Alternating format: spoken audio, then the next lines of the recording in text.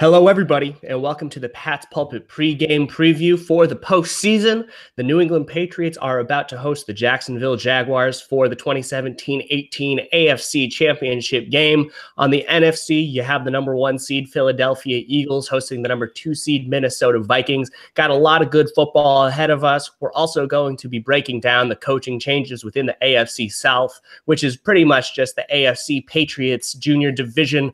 And we will also be talking about the big topic of discussion for the Patriots this week, Tom Brady's thumb. But before we get into all of that, Alec, my good friend, how you doing?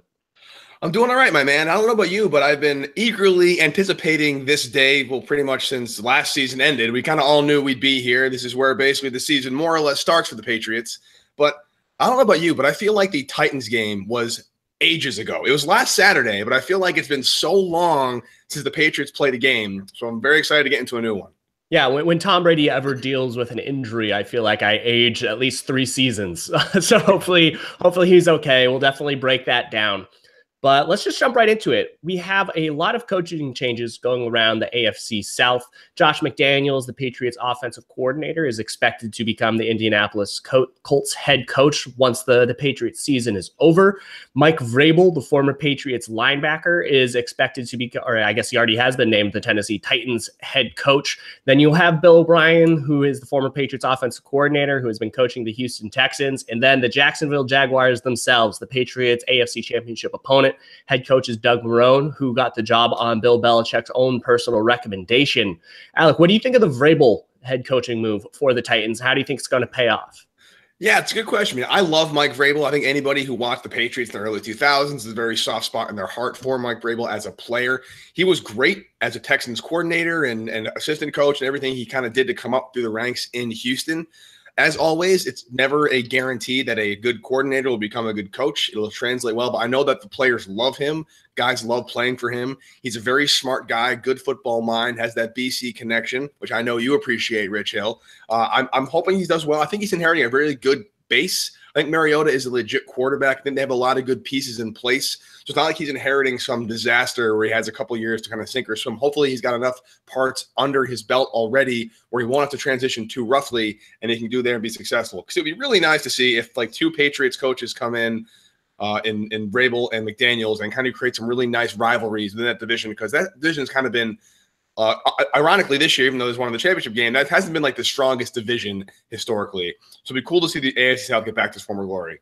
Yeah, and you add in Bill O'Brien into the mix, and you have 3 coaches who are very, very familiar with the Patriots system. And if any of them brought that to their team, which Bill O'Brien has done for the Texans on both sides of the football with Romeo Crennel as his new defensive coordinator who is replacing Mike Vrabel, you have a bunch of coaches that really know the intricacies of one another and what they're trying to accomplish. So that should create some pretty good chess matches in the AFC South. With Mike Vrabel in particular, though, this was his first year as a defensive coordinator in the NFL. The Texans' defense last year was first in the league. They really fell apart this year. They were a below average team under Vrabel, despite the fact that he inherited a very good unit. And I know that they had a lot of injuries with J.J. Watt and Whitney Merciless and even Brian Cushing missing some time there. They lost A.J. Bouye in the secondary. But Vrabel didn't do a great job.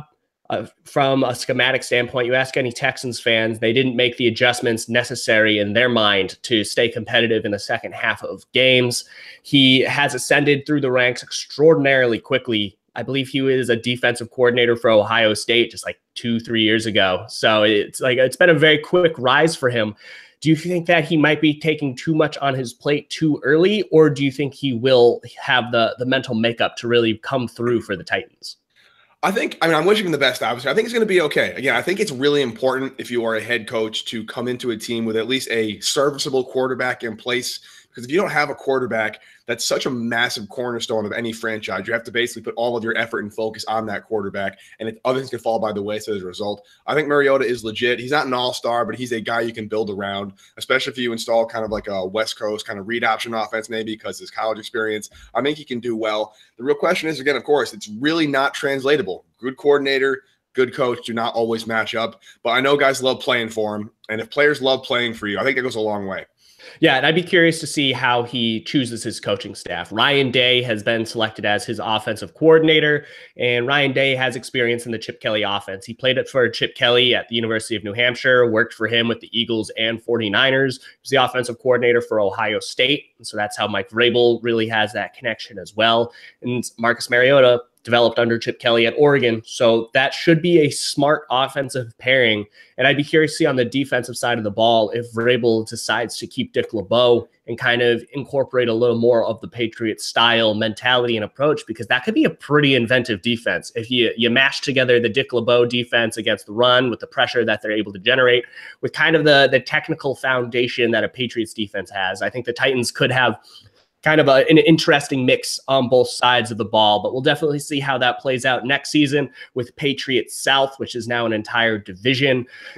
Moving on right now, though, there is a lot of football to be played today. We have the final 4 teams in the NFL. Let's start with the NFC. The number 1 seed Eagles are the underdogs, I believe, by 5 points against the Minnesota Vikings, who are on the road. That's kind of a surprise.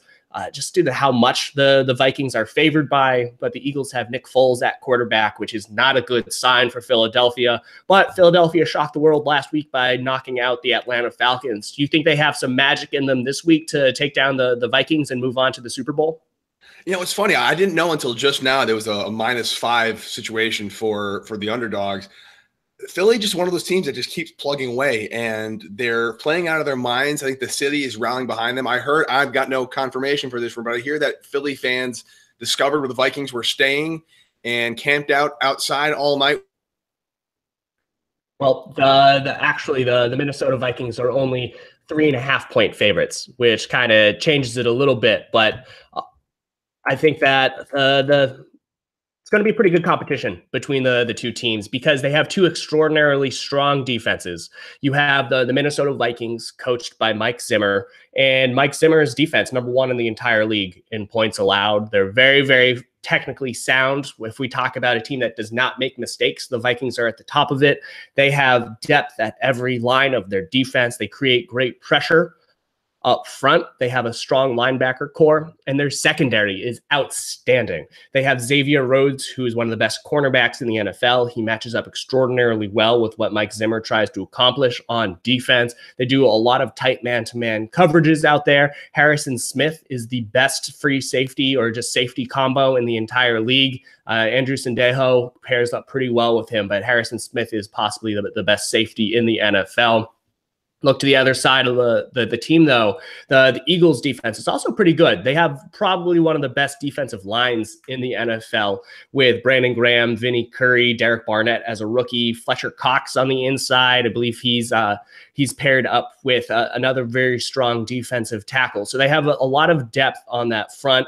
Their secondary, they kind of created on the fly this year. They acquired Ronald Darby in a trade for Jordan Matthews from the Buffalo Bills in the offseason. And they've really pieced together a bunch of cornerbacks to line up in front of Malcolm Jenkins, who's a very good free safety. So this could be a defensive showdown. I believe the over-under is set at 38.5, which means that this is going to be a very low-scoring affair in Vegas's mind. And you have Nick Foles on one side. You have, Case Keenum. He's been a top 5 quarterback this season, but where was he before then? Who do you think has the edge in this game? What do you think the final score is going to be? It's funny. I think that obviously the ending of the Vikings-Saints game was just so wild and such like an all-time emotional roller coaster for everybody involved. You watch the Vikings on the sidelines; they're literally all just like sitting there like this, unable to comprehend what happened. I'll be very curious to see if the Vikings can kind of not allow that emotion to overwhelm them and exhaust them. If they didn't kind of shoot their wad, so to speak, last week with that just ridiculous finish on this thing. However, there's just something about this Vikings team that just seems to be there's always, again, we've talked about it all season, Rich, kind of the it factor, the intangibles, the karmic justice, whatever you want to call it, that extra force in the ether that helps teams along. The Patriots had it last year with the whole Deflategate thing. The Vikings have it this year. I think they're going to be the first ever team to host a Super Bowl, but also as the away team, which I think is a really cool narrative. It's the NFC's turn to be the away team. So the Vikings will be on the road at Minnesota in 2 weeks. I think Vikings win this one 20-17 on a last-minute field goal that actually goes through for the first time ever in Vikings postseason history. Yeah. Oh, that'll be a fun game to watch if it plays out that way. I'm going to go with the other side of it. I think that the Eagles are going to surprise by doing enough on defense. They're able to generate a lot of pressure. I think it could really frustrate the Minnesota Vikings offense in Case Keenum, who does not handle pressure too well. I know that he's rated at towards the top at Pro Football Focus's rating at avoiding pressure, but if you're able to get enough in his face, I think that they could disrupt him at the line. And you know what, if Adam Thielen is not 100% right now, and who knows? I think that the Eagles defense did enough to shock the world against the Atlanta Falcons, who, in all fairness, did not play the best game from an offensive standpoint. I think that the Eagles do have enough to keep this a low-scoring game. I wouldn't be surprised to see also a 2017 finish, but actually in favor of the Eagles with Jake Elliott kicking the game winner. I think that the Eagles have home field advantage. The Link is a tough place to play. I think that's very underrated in this. I think that the Eagles are going to be able to pull out on this one and actually go to the Super Bowl with Nick Foles being that Super Bowl quarterback that we all believe that he could be. But with that in mind, let's go on to the AFC. Tom Brady's thumb, Alec. What do you think's going on here? Do you think that it will affect him at all this week? Yeah, it's funny. I have heard everything from Tom Brady. I've heard everything from Tom Brady. Literally, almost severed the thumb off of his hand on one extreme. The other one is it's all one big like Bill Belichickian ploy. He's totally fine. He's just messing with everyone's heads and everything in between. What I think seems to have happened, no one knows for sure, but he seemed to have banged into Rex Burkhead's helmet during a handoff drill, cut it pretty badly, has, I've heard, anywhere from 4 to 15 stitches on his hand. I'm not sure where on the thumb it is. I think if it's on the outside of the thumb, it's right here. Yeah, that's what I've been seeing. If it's right here, that legitimately affects your grip. It affects how much touch you have on the ball. It'll affect your accuracy. And, you know, if it's basically if you're catching a ball here versus here, that's actually a big deal against the Jaguars defense because that'll make sure your guy open versus a pass gets broken up. I don't know. I think Brady's going to be fine. I think it's not going to be the reason if the Patriots lose today, it will not be because of the hand injury. But, I mean, if you are nervous as a result of this and you're wondering why the hell now, I think that's a very legitimate reaction to this because a throwing thumb injury the day before the AFC Championship game or a couple days before is definitely a cause for serious concern. I can't really spin at that. You know? Yeah, no, that's very fair to be concerned. And you only have to go off of the reports that everyone has been sharing based off of their sources.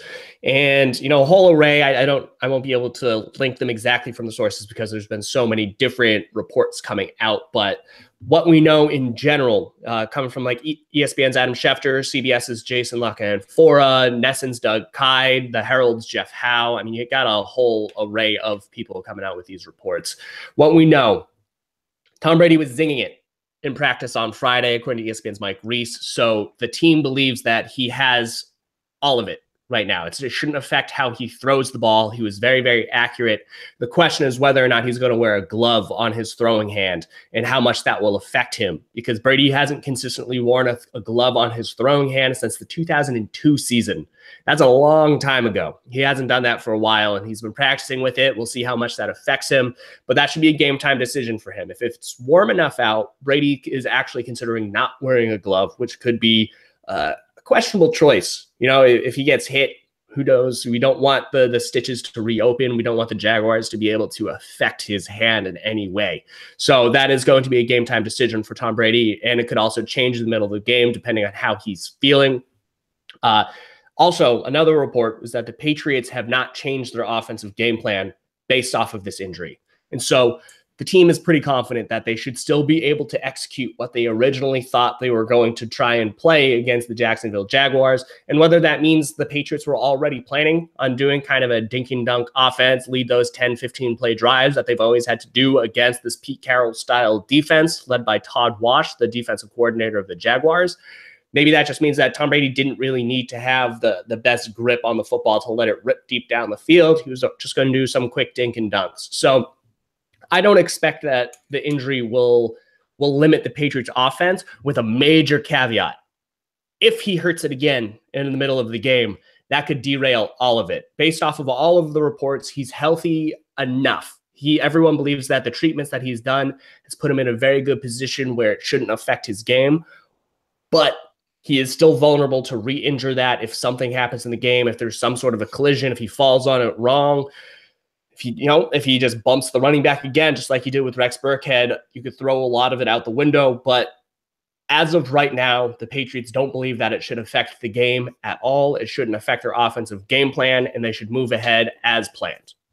That's good. And the record now, according to my trusty iPhone, it is currently 48 degrees in Foxborough right now. 48 and sunny. That's a nice temperature. You're not going to hurt your hand too hard on a cold weather thing. But again, that could change. Offensive game plan. That's how you brought it up, Rich. What is the offensive game plan for the Patriots? All we've heard all week is just the Jaguars defense is the greatest thing to ever happen to anybody. They've never surrendered a single point in the history of humankind. It's going to be 12 sacks, 25 picks, and an absolute blowout. How do the Patriots stop and overcome this unbelievable monumental force they're going up against this afternoon? Yeah, so I actually watched the San Francisco 49ers take on the Jacksonville Jaguars a couple weeks ago. It was week 16. Somebody named Jimmy Garoppolo. I forget the name. I don't know how to pronounce that. I hear he's associated with the Patriots for some reason, but he went out there.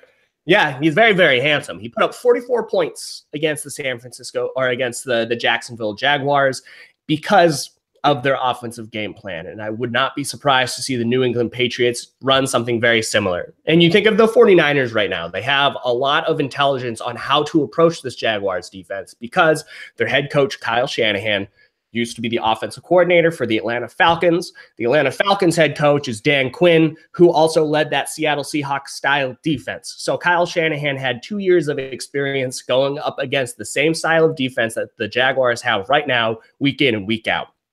And the way to get past it is quick passes to your running backs in the flat. You incorporate your tight ends and you have some slot receivers doing some action and you just dink and dunk your way down the field very, very quickly. And that's a way to negate the pass rush of the Jacksonville Jaguars, which is incredibly important because they have 4 phenomenal pass rushers and Dante Fowler, Calais Campbell, Malik Jackson, and Yannick Ngakoue. That's how you pronounce it. You have 4 guys that are incredible pass rushers there. They can generate a lot on the quarterback. And you also have 2 very, very fast and athletic linebackers in Telvin Smith and Myles Jack. But therein lies the weakness, is that Telvin Smith and Myles Jack are extraordinarily aggressive linebackers. They like to see the read and just key on it and go. That's how all of these defenses are coached, and that can get them out of position. So you use the play action, use them to bite with their aggression. You will have a running back in the flat. I would not be surprised to see a lot of swing passes to see if they can gain the edge on these linebackers, but also a lot of screen plays that we saw against the Tennessee Titans with misdirection to get those linebackers going in one direction. You got the running backs with a lot of room to go in the opposite side. I could see a lot of that taking place, but additionally, the way that the 49ers took best advantage of the Jaguars defense is by using a lot of base personnel. And they used a lot of 12 or 21.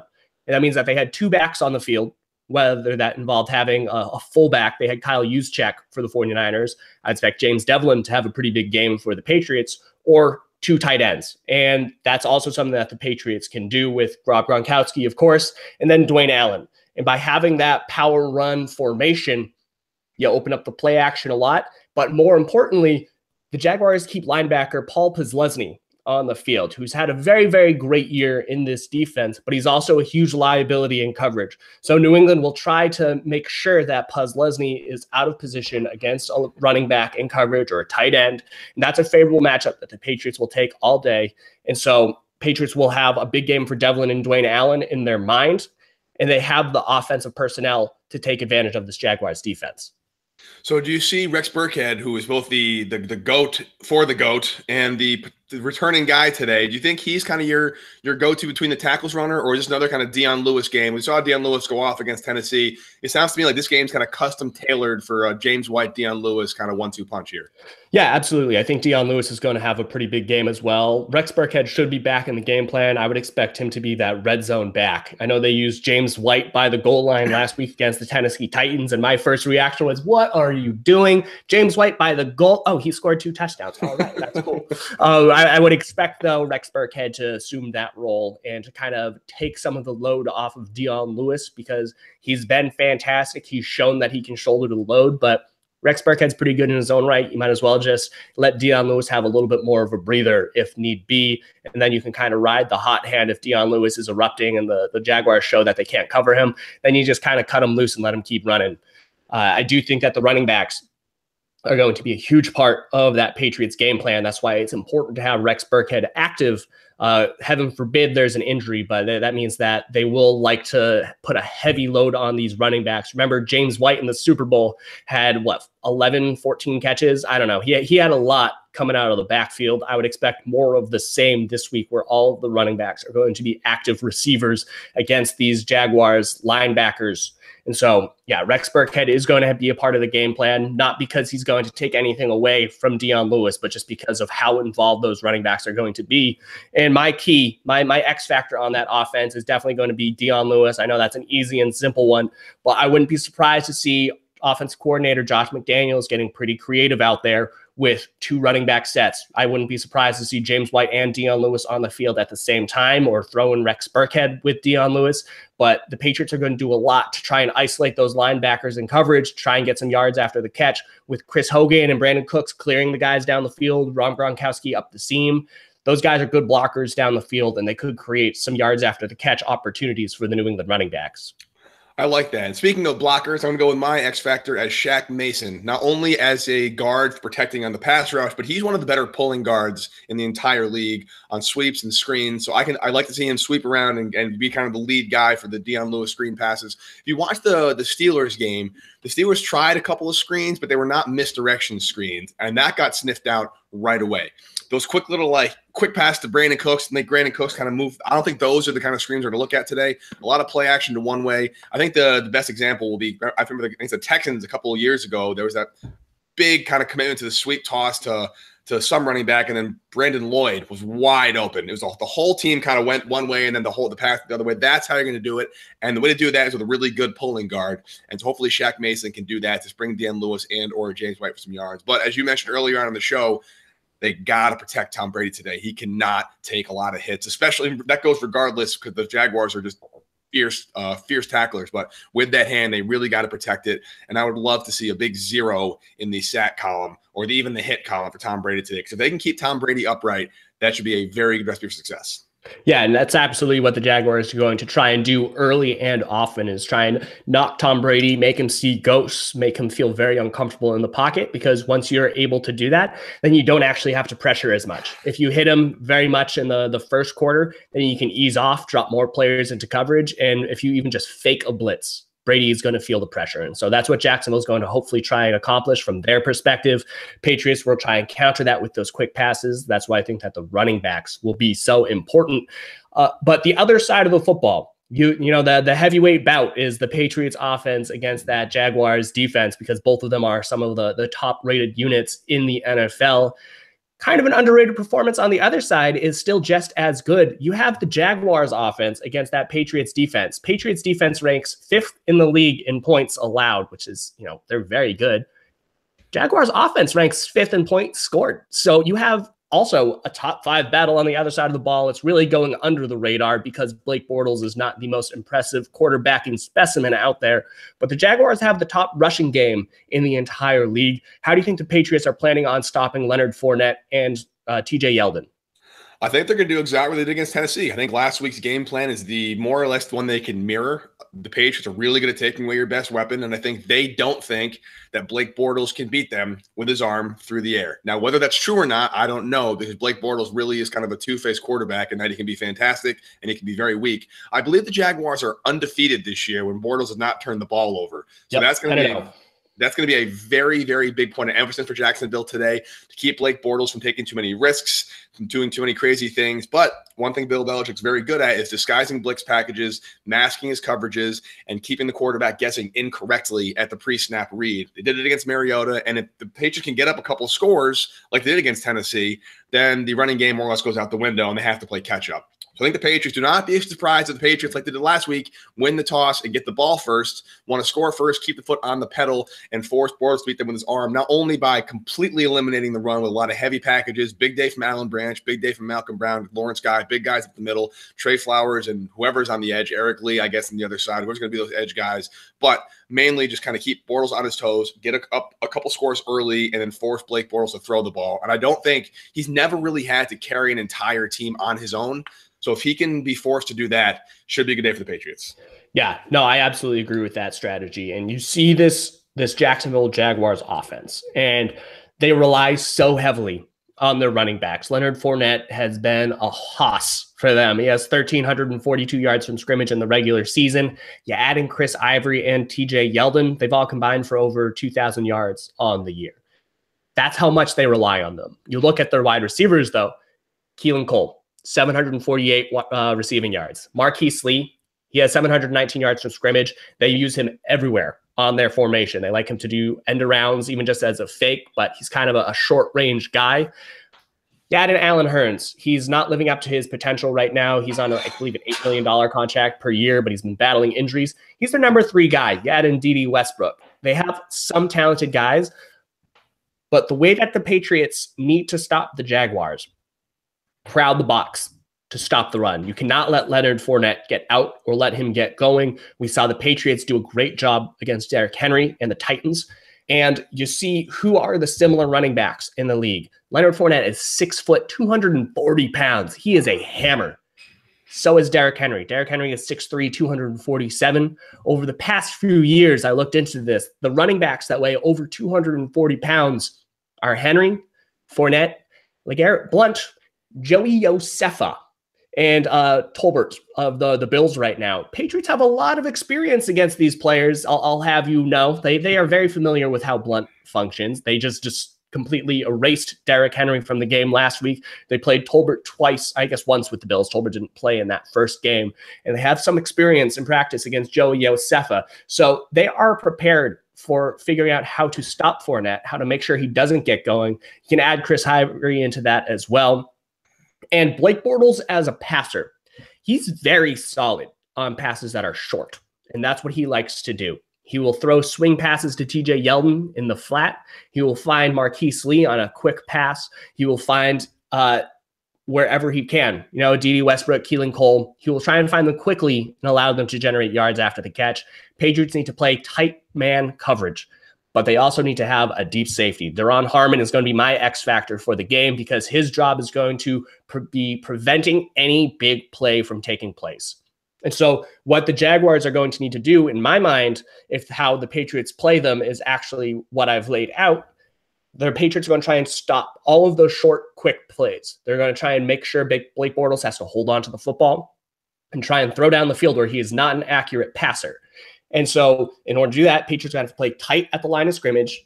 And then Daron Harmon, it's going to be the single deep safety. And his job is going to be preventing Blake Bortles from finding anything open deep down the field. Patriots press coverage is going to have to be great as well. But Harmon is going to have to prevent Bortles from completing anything, maybe even forcing a turnover or two.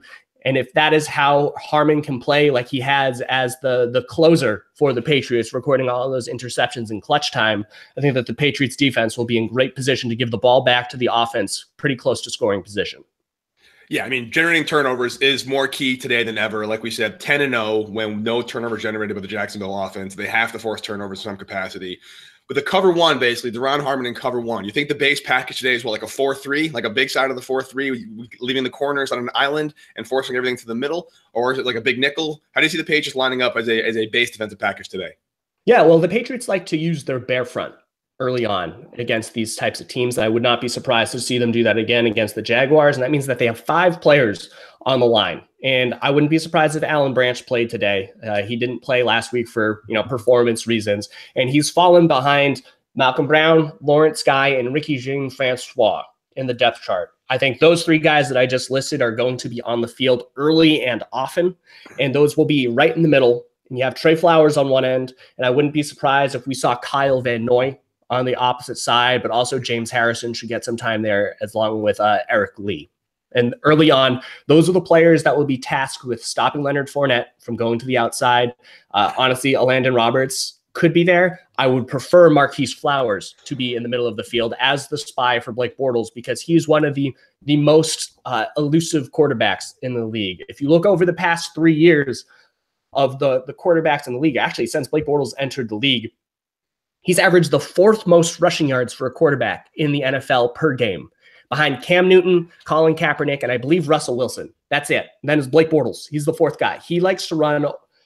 He will scramble. And so Marquise Flowers as the spy, preventing Blake Bortles from leaving. I think that's your front 6. You have Flowers and Van Noy, the 3 defensive tackles, and Trey Flowers. And that should be the front 6. And you will have 5 players in that secondary. Patrick Chung might play a little bit more of a linebacker role this week, but you will have your 5 players in the secondary with Deron Harmon deep. You will have Devin McCourty. That will be very important to take out Mercedes Lewis potentially at tight end, because I would expect Patrick Chung to be responsible for covering the running backs out of the flat, whether that's TJ Yeldon or Leonard Fournette as a receiver. And then you have Stephon Gilmore as well as Malcolm Butler that will be tasked with covering the top wide receivers for the Jaguars. Yeah, I mean, Patrick Chung is actually my defensive X factor today, not only because he's covering the linebacker, but I think in a defensive scheme where you're looking to switch things up a lot and disguise a lot of coverages at the line, a safety / linebacker hybrid guy is a really good guy to be confusing with. You line him up right in the box, you drop him out a couple of snaps, you line him up deep, you blitz him a couple of snaps. I think he's the guy Belichick uses Patrick Chung creatively early on in the game.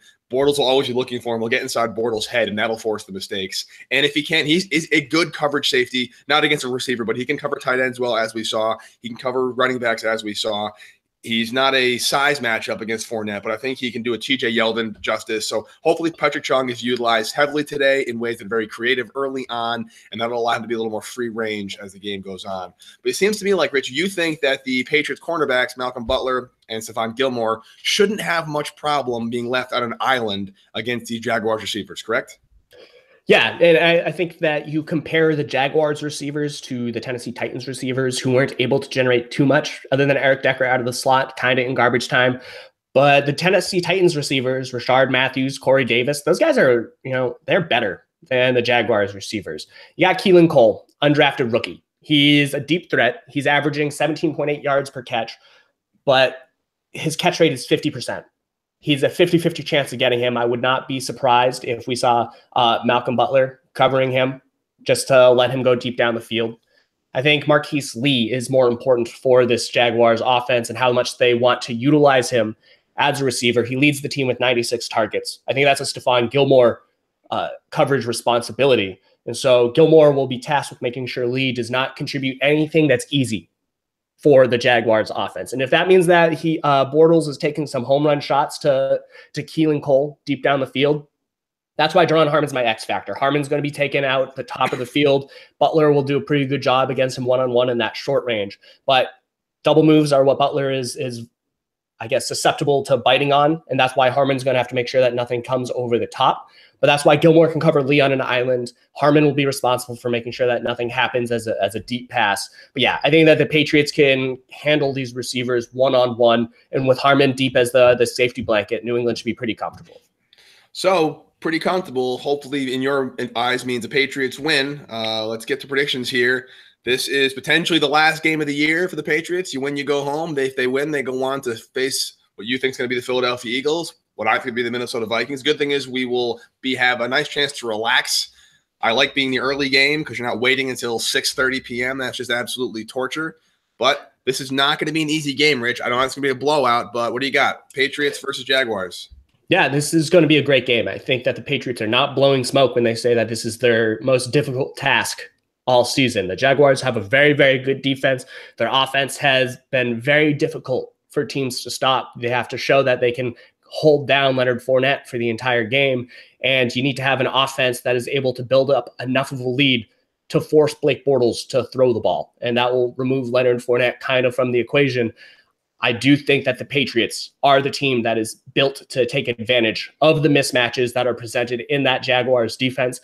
And the Jaguars have not won a game this year where they've fallen behind by double digits.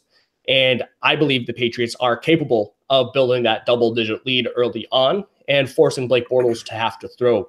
And so New England, They have the pieces. And if they can build that lead, the Jaguars' run defense is not great. They're solid. They're not great. And so New England will have to score early. I believe that they will build up an early enough lead. This is not going to be a super high scoring game because New England, in my opinion, will try to reduce the number of possessions in this game after they get that lead. New England should have enough to take care of business. I expect New England to win this one something like 24-14. 24-14. All right, I like that. I'm also taking the Patriots. Obviously, I mean, even I'm taking the Patriots here on out no matter what. I'm just going to be a homer. I'm never going to pick the Patriots against them in the playoffs. I do think it's going to be a lower scoring game. I think if you look at the final score, it won't be reflective of how close this game is. I can see the Patriots clinging to like a 24-17 lead late in the game, and then like one drive or one play kind of blows it open, and they win 31-17. But I don't think 31-17 is reflective of how close this game is going to be. It's going to be a lot of position field game, a lot of position battles, a lot of punting. It's going to be a big game. I should have picked Ryan Allen as my X factor. That might have been a good one because switching the field to be really important today. But I think that Blake Bortles, unlike say Alex Smith, is not capable of successfully, continuously driving down the field in 12, 13, 14 plays. He's going to make a mistake eventually. And when he does, the Pats will capitalize on it. So New England 31, Jaguars 17 to go on to their, 8th Super Bowl with Tom Brady. Is that right? Yep. 8th. They're 5-2 so far. Yep. Crazy. Yeah, that would be Tom Brady going to the Super Bowl in 50% of his seasons as a starter, which is just ludicrous. Yeah. But we will have that game going on at 3:05 p.m. on CBS. This is the final game of the season for Tony Romo, which is a little bit of a bummer, but I'm excited to listen to him call this one. Patriots will have, home field advantage. Here we go. All right, Alex, do you have any final thoughts on the championship weekend before we sign off? Should be a good slate of games today, and hopefully, Rich, this is not the last time I see your beautiful face in 2018. Yeah, absolutely. And so we'll have all of our coverage on patspulpit.com. We will have our podcast on Monday night to Tuesday morning. And until next time, Alec, you have a good one. See you, buddy. Later, man.